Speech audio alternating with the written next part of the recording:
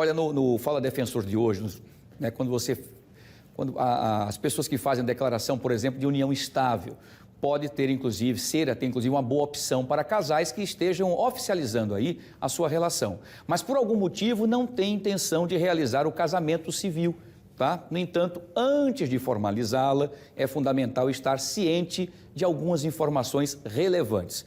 Para entender melhor sobre esse assunto, nós estamos recebendo aqui em nossos estúdios, vamos conversar aqui ao vivo, né, a defensora pública do Estado de Alagoas, a Thaís Moreira Pimenta, que está comigo aqui, né, para trazer essas informações importantes. Eu vou começar, inclusive, fazendo aquela pergunta de qual é a diferença entre a união estável e o casamento civil. Doutora Thaís, primeiro, boa tarde, um prazer tê-la conosco, seja bem-vinda aqui ao nosso fenômeno e o nosso quadro Fala Defensor. Qual é a diferença para as pessoas entenderem o que é a união estável e o casamento civil? Primeiramente, boa tarde, Wilson. Boa tarde, boa tarde a todas as pessoas que estão nos ouvindo. Inicialmente, eu gostaria de agradecer mais uma vez a oportunidade de estar aqui no seu programa, tirando dúvidas e esclarecendo, né, sobre os direitos e os deveres da população. Então, em relação à sua pergunta, a diferenciação entre união estável e casamento, na verdade é o seguinte: primeiramente, a gente vai colocar que ambos os institutos eles são entidades familiares, tanto o casamento quanto a união estável são entidades familiares, né? E que ambos o que oferecem? As partes, o casal, eles têm os mesmos direitos e os mesmos deveres. Então, dever de assistência, dever de respeito mútuo e quando tem filhos, essa relação do poder familiar. Então, ambos também têm um direito, têm os deveres em relação à guarda, proteção e educação dos filhos. Agora, qual a diferença? A grande diferença entre o casamento e a união estável é justamente a formalidade, em relação à formalidade. O casamento, que é a comunhão plena entre as pessoas. Precisamos o quê? As pessoas precisam ir no cartório de registro civil, levando toda a documentação para fazer a habilitação. Então, tem todo o procedimento, a publicação dos proclamas. Então, tem a celebração do casamento realizada, a oficialização por um juiz e, ao final da cerimônia, é expedida uma certidão de casamento, que é o documento que formaliza o casamento.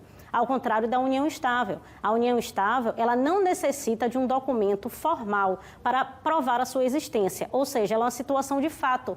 Então, é união de pessoas que tem alguns requisitos, que é ela ser pública, duradoura, contínua e com o objetivo de constituir família. Doutora, quando é que ela se consolida a união estável, por exemplo? As pessoas falam, mas eu já estou com ela aqui há uma semana, já está valendo e tal. Como é, tem esses prazos, enfim, ou não? Então, exatamente. Não tem na lei, não existe uma data. Né? Não tem 1 ano, 2 anos, 3 anos, não tem. E, obviamente, que depende do caso concreto.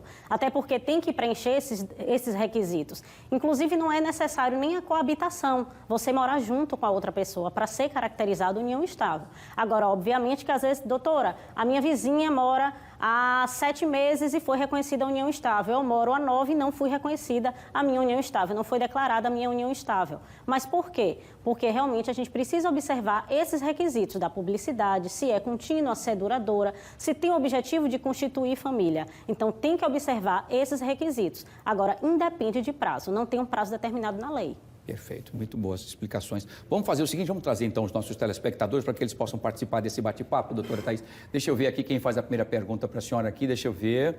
Quem faz a primeira pergunta é a Marta do Nascimento. Ela pergunta o seguinte: doutora, meu namorado tem uma união estável com a ex. Ele pode fazer uma nova comigo? Então, Wilson, é importante Deixa eu ver se eu entendi. Peraí, meu namorado tem uma união estável com... Ele tem uma união estável com a ex, ele pode fazer uma nova, ele pode ficar com as duas? Não, isso não pode, né? Aí é bigamia, não pode. Mas o que eu acho que eu entendi é o seguinte, o que a Marta quer perguntar é o seguinte: ele tem a união estável com a ex. Tinha, eu acho, com a união estável com a ex. E agora ela quer saber se com ela, ele está com ela agora, se agora vai ser uma nova união estável com ela. Pronto, exatamente, Wilson. O que é importante a gente observar nesse caso é se essa união estável, que é uma situação de fato, se ela foi formalizada. Não há a necessidade, como eu tinha dito anteriormente, não há necessidade do registro formal da união para que ela exista. Ela é uma situação de fato. Mas, nesse caso, é importante a gente verificar se tem essa formalidade, se houve essa formalidade, ou seja, se ele com a ex foi no cartório e ele tem uma escritura pública de união estável, ou se ele buscou a justiça e ele tem o reconhecimento da união estável através de uma sentença judicial. Nesse caso, o interessante, né, o recomendado é que ele faça a dissolução da união estável com a ex para aí sim determinar o prazo. O importante é determinar o prazo que se encerrou com a ex e iniciou com ela, principalmente por questões patrimoniais. No caso de haver uma dissolução com ela, o que ela vai ter direito aos bens. Em caso de falecimento, quais os bens que vão fazer parte desse inventário. Então, assim, é recomendado. Agora, não é necessário. Não, ele não sabe onde está essa ex, não tem interesse, por exemplo. Também não há problema nenhum. Se ele não oficializou, doutora, sem querer atrapalhar, se ele não oficializou nada no cartório, então eles só conviviam juntos. De repente se separaram, tomaram a decisão, cada um foi para o seu rumo e ele agora então conheceu essa outra moça e está a partir de agora com ela. Ele precisa fazer essa oficialização no cartório, dizer que tinha uma antes, que não sabe? Não. Não é necessário, não é necessário. Então, é a situação de fato, ele começou com a ex, terminou com a ex e agora, atualmente, está com essa pessoa. Não é necessário, em nenhum dos dois casos, fazer a formalização. Mas é recomendável, por essas questões patrimoniais, inclusive, para estabelecer o limite, o início e o término da união. Perfeito. Para evitar depois aquela confusão, esse é meu, eu tinha direito, você não tem, aquela confusão. Enfim. Verdade. Vamos fazer o seguinte, vamos para a segunda pergunta de hoje. Vamos ver quem quer fazer pergunta para a doutora Thaís Moreira aqui. Deixa eu ver.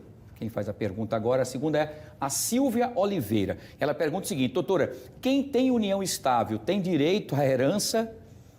Pronto. Porque a gente estava falando praticamente agora no início sobre isso. Exatamente, Wilson. Pois bem, é uma pergunta que gera muitas dúvidas entre muitas pessoas. Inclusive, muitas pessoas chegam à defensoria e, doutora, porque eu não era casada. Não era casada, ou seja, formalmente a união dela, né, ela não tinha uma certidão de casamento, que é esse documento formal. Mas tem sim. Agora, obviamente, como todo, a gente tem que observar o caso concreto. Tá? Tem que observar o caso concreto. Não há por que haver uma diferenciação entre o casamento e a união estável para fins sucessórios. Mas necessário saber, aquela união, aquele bem foi adquirido anterior à união ou durante a união, né? Então, tem toda uma estrutura que a gente precisa observar, ou seja, realmente analisar o caso concreto para ver se, em relação àquele bem, se ela vai ser herdeira ou se ela vai ser meeira, toda essa diferenciação. Vai ter mas tem uma sim. parte daquilo ali, porque tem a outra família antes. Exatamente, enfim, se for o caso, exatamente. Né? Tem que observar o caso concreto. Mas, obviamente, não há por que ter uma distinção entre o casamento e a união estável, se você é casado ou é companheira, para fins de direitos sucessórios. Ela tem sim direito. Tudo bem, doutor Thaís. Vamos para a terceira e última pergunta de hoje do Fala Defensor. Muito interessante essas informações. Pode soltar aí, Aninha. Vamos lá trazer a pergunta, que é a terceira pergunta de hoje. Quem faz as minhas mulheres estão perguntando tudo. A Neide Matias que pergunta, doutora. Ela pergunta o seguinte, o que é preciso para fazer a união estável? Pronto. Então, Wilson, a união estável, como eu tinha já falado antes, que é essa situação de fato, mas que a gente pode formalizar.